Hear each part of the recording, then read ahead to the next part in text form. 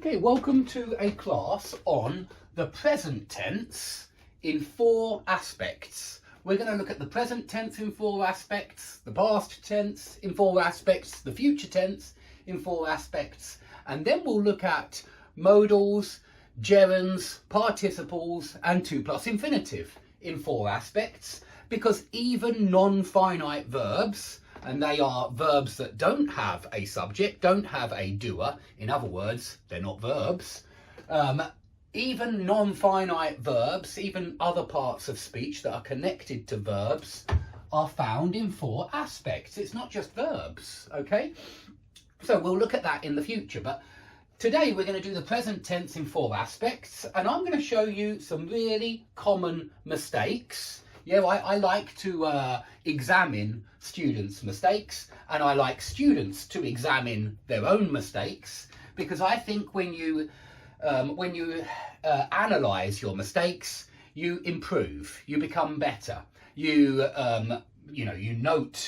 make a mental note of the fact that you mustn't say anything like that again. Yeah, even though we all make mistakes, and I actually think that your attitude to your mistakes is very important for how fast you learn.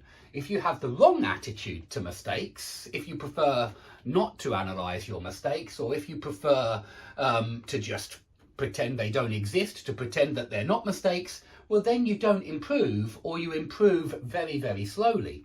And so please be aware of your own mistakes, look out for them, and try to understand why they're mistakes, because that will help you find the correct tense.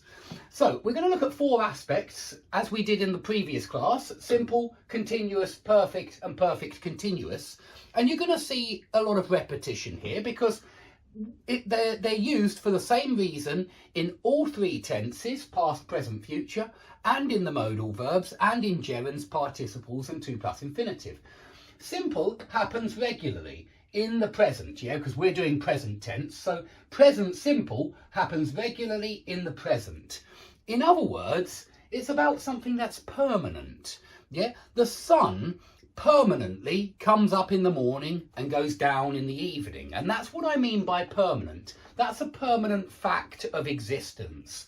And these kind of permanent facts: water boils at 100 degrees Celsius, the sun rises in the east and sets in the west.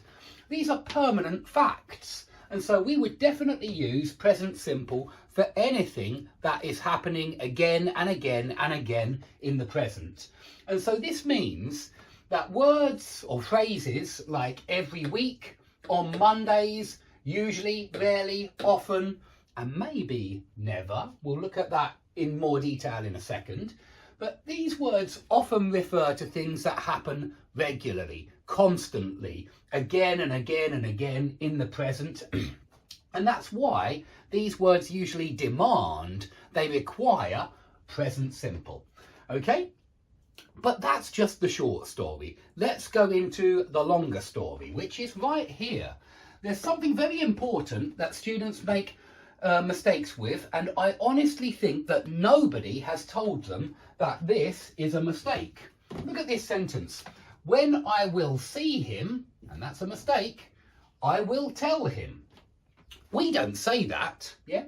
I know that in a lot of foreign languages you say when and then future here, because it is talking about the future. You're talking about a future time when you see this person, you will tell him the message, yeah? So this is referring to the future, but we use present simple to talk about the future very often, and we must use present simple after these subordinating conjunctions here. Let me read them to you, because they're quite small on